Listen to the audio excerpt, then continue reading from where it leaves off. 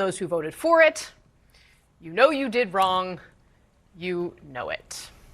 All right, our panel is here, and we're also joined by CNN's Manu Raju, who's Elon is another outsider who thinks it's too much spending. Live for us on Capitol Hill. Manu, Elon Musk is not the first person to present the content in that post about a bill that adds trillions of dollars to the national debt. He sounds like a lot of Republicans that I've covered, you've covered probably in your time on the Hill. However, we are in different times, and it's a pretty remarkable statement from someone who is as close as he is to President Donald Trump. What has been the reaction from the Hill in the hours since that tweet came out?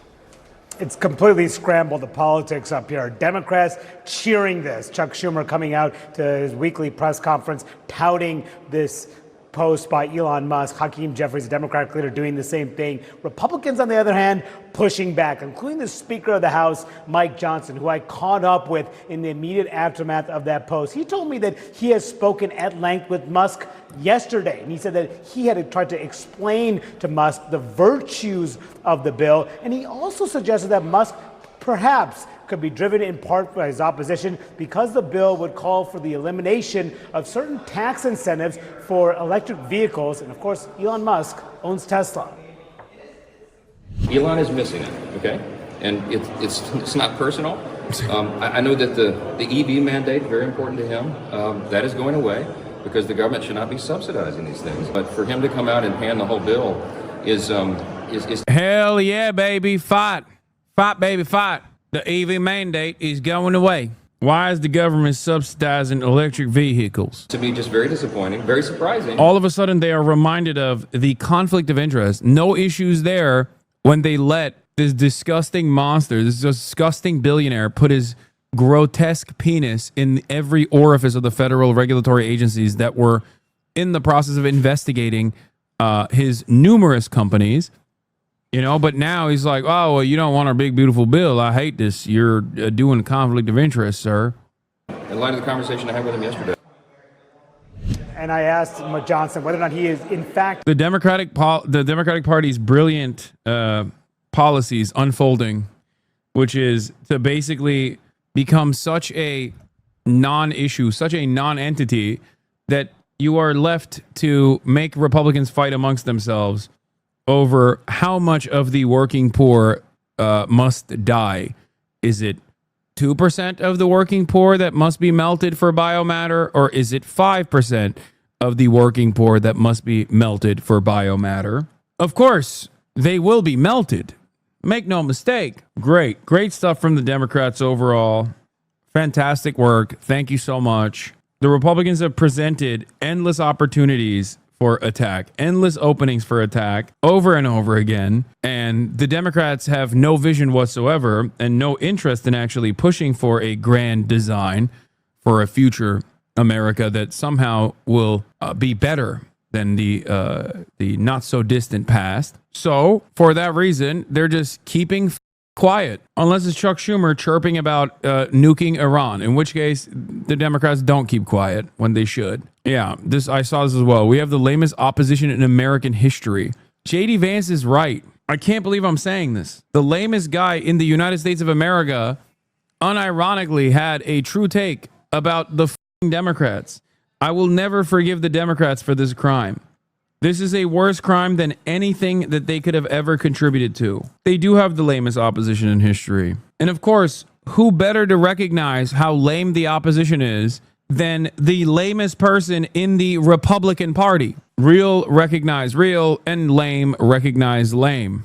What a horrible disaster. accusing Musk of attacking this bill because of his ownership of Tesla. He said, quote, I'm going to let others draw their own conclusions about that. But there are significant concerns among Senate Republicans about the potential impact on the debt and deficits. The House-passed bill, according to the Congressional Budget Office, would add nearly $4 trillion to deficits over the next several years. And that is something that some conservative Republican senators have raised concerns about, including one senator, Utah Republican John Curtis, who told me earlier today that he has significant concerns about the debt.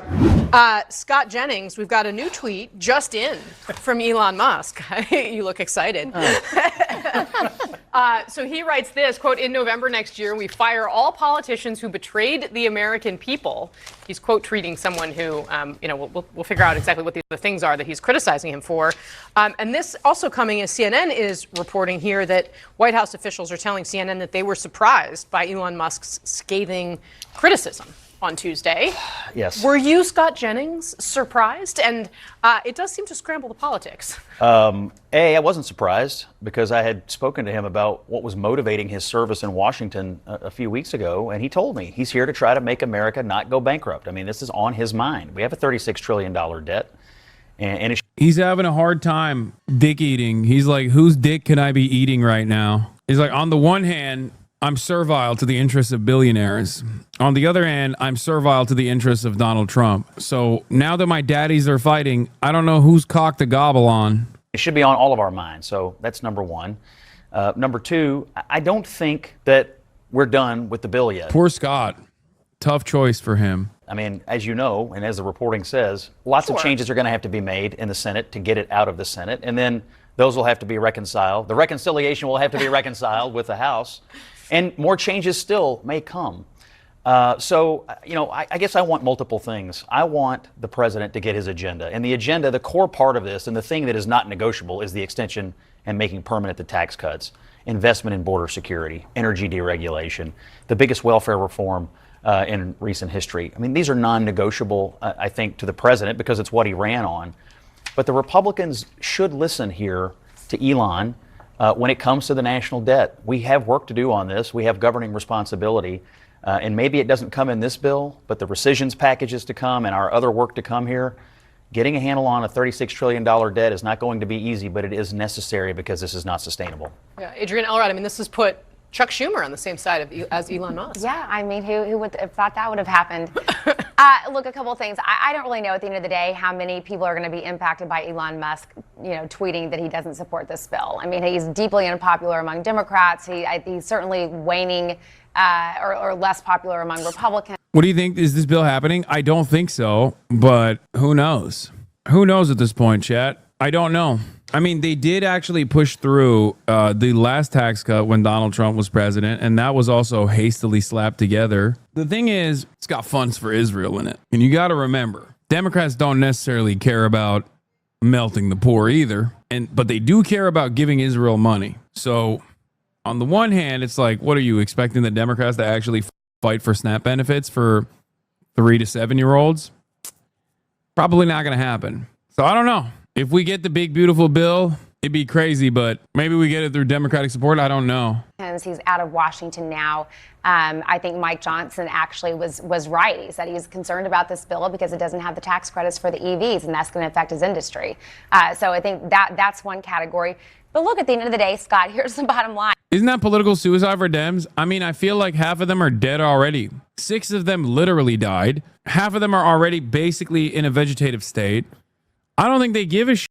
I think it's a dead party. Look at their approval ratings. Like, they seemingly don't care about fixing their popularity problem. I genuinely don't think that they care about becoming popular again or like winning elections. It feels like they will work to reduce their base of support. I think they'll work to reduce their base of support while simultaneously still like being the marginally better party, and we'll try to ride on that forever.